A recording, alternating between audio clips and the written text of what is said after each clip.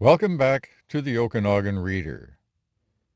I'm your host, Jim Bowering. Today's reading is Chapter 10 of Green Comet, the first book in the Green Comet trilogy. We're getting into the serious business of life on the comet. Elgin does some research in the Commons and information database. He looks up armful and the Francesians. He reacts to the misinformation and the nastiness. He experiences the familiar pain of his solitary waking. All right, that introduces Chapter 10.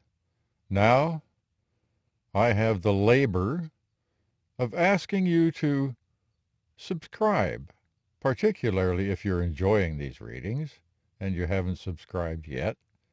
And even if you have subscribed already, you could like this video. I would really appreciate seeing a bunch of likes on these videos, just to let me know that what I'm doing is worthwhile. So, I'll continue, if you will. Here we go then. Chapter 10. Armful. Elgin went into the Commons to look up armful. The man said it with such contempt, and it affected minders so strongly, that he wanted to find out more about it. There were plenty of references, so many that it was hard to choose, so he just browsed for a while. The general drift was that it was a fairly mild taunt, usually. It was largely restricted to adults, for obvious reasons, although children were known to use it as well, as in, "Yeah, and your father's armful too." The retort might be, "Yeah, well yours is leggy." But since most adults had 4 arms before they had children these days, that usage was almost forgotten. What convinced Elgin that it was a generally harmless thing was the presence of limericks. He knew there could be hateful limericks as well, but as a rule they were relatively benign, as were the ones he found in the Commons. For instance, "There once was a man who was armful, whose wife thought it made him more charmful. He hugged her with 2 and squeezed her with 2, and now they have children in armfuls." Elgin chuckled. But if armful was this gentle as a rule, what had made it so hateful today? He reluctantly decided he had to look up the Francesians. As soon as the first search results came in, he was caught by the sight of his own name. He saw the headline, "Elgin Blasts Frankies." It just jumped right out at him, probably because it used his name. He knew immediately who the Frankies were. It didn't take a genius to see that it was a diminutive for Francesians. The tone of the little excerpt was clear, even in just a few words. He could tell the article was going to be very unsympathetic to them. Normally he gave such negativity a pass, but it was also about him and something that had happened only a few hours ago. He knew he had to read it. He thought it might be all rumor and hearsay, and he was prepared for a wildly inaccurate recounting. He was surprised to find it was quite close to the truth, and equally surprised by the video. The perspective on that indicated it was taken from above, probably from one of the balconies overlooking the square. That would explain the name of this entry in the Commons, "Eye on the Square." Even though the facts were accurate, Elgin felt that the accompanying opinion was unjustified. It extrapolated itself completely out of touch with reality. He shook his head to think that even real video and audio could be turned so far away from what actually happened. The description of events was straightforward and matched the video exactly. It was the analysis of the actions of the Francesians and the motives that were imputed to them that set his teeth on edge. His sense for when things were wrong was clamoring for his attention. He knew from talking to them that they were misguided, they didn't understand their saints, they had certain prejudices, and they could be unpleasant people. But this writer was impugning their character far beyond what they deserved. It even misquoted what he said to them. The audio wasn't perfect, it was from far away and he was speaking quietly. But he was quite sure he hadn't said, "Why don't you make sure your saints are dead before you start telling lies about them?" Elgin looked around and found the section where he could comment on the article. He was alarmed to see there were over 100 already, and dismayed to see that most of them were competing to be even more abusive than the original. He composed his thoughts and began to make his reply. He kept it short and simple, concentrating on the most important points. He told them they shouldn't call the Francesians Frankies. He told them they weren't helping either him or Francis.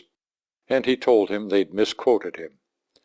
He said, "You should make sure your sources aren't available to contradict you."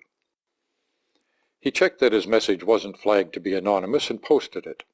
Everyone would see immediately that the post came from him, and there could be no confusion about whether he'd said it. Once done, he signed out right away since there was nothing more for him there. As a result, he didn't see the reaction he caused.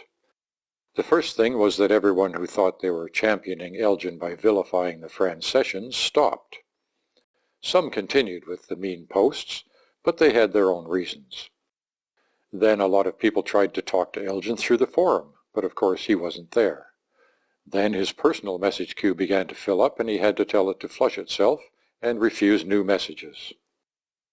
As for the Commons entry Eye on the Square, it enjoyed a spike in readers due entirely to rumors flying about Elgin's presence.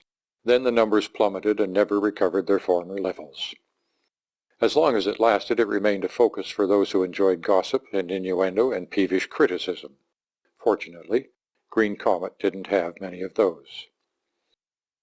That unfolded over several days, but right now Elgin was still trying to learn more. He kept digging, ignoring any further distractions, until he came up with something that looked as if it might be more informative. It had some symbols, including the two comets, that seemed to indicate fact-based reporting, maybe even an official version. He opened the site, holding his breath, but it was okay. There were no images of Francis, just some of the comet icon, and a few of faces, whose captions revealed that they were important figures in the church. Elgin poked around and found a summary of its history. About 300 years after the incident, with Francis in indefinite hibernation, and Elgin having followed her, the church had its modest beginnings. At first there was no theology involved, just a desire to honor the heroes who had saved them at such a terrible cost to themselves. As time went by, the observances of memory became more elaborate, and the rites more codified. The heroes made the transition to saints, symbols were adopted, rules were established, and the truth was officially identified. Rules and truth. That's probably it, thought Elgin. As soon as you claim to have the truth, nothing anyone else says matters. And when you start making rules, using the authority of your truth, you make everyone else rule breakers. It works very well for creating solidarity within the group, but it always leads to alienation of everyone outside it. Even if they hadn't turned it into theology, Elgin thought they probably would have set themselves apart somehow. He was sickened that they invoked Francis in the service of their antisocial instincts.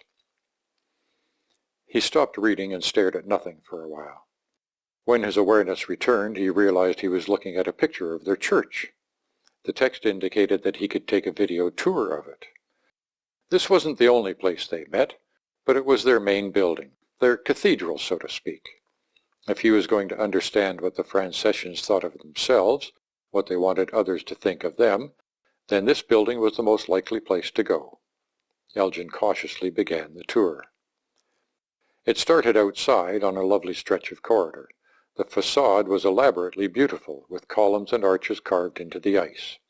He could see colored windows and statuary carved in bas-relief stretching up a good 20 meters. It projected a sense of gravity and permanence. The point of view moved up a broad flight of steps and through a large pair of doors.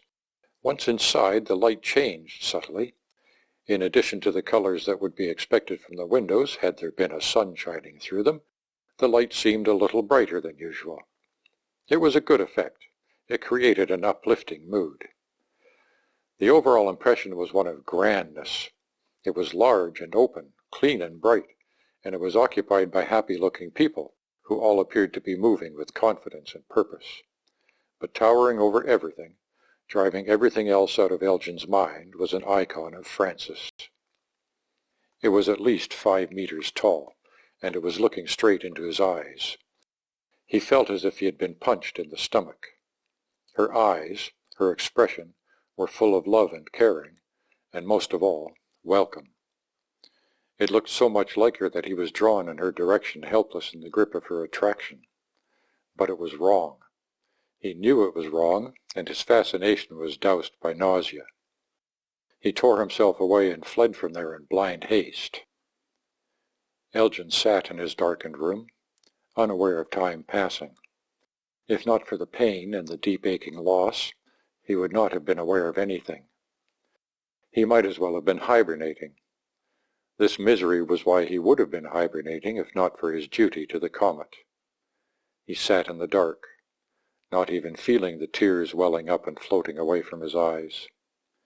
Even after all these centuries, his body hadn't forgotten how to cry.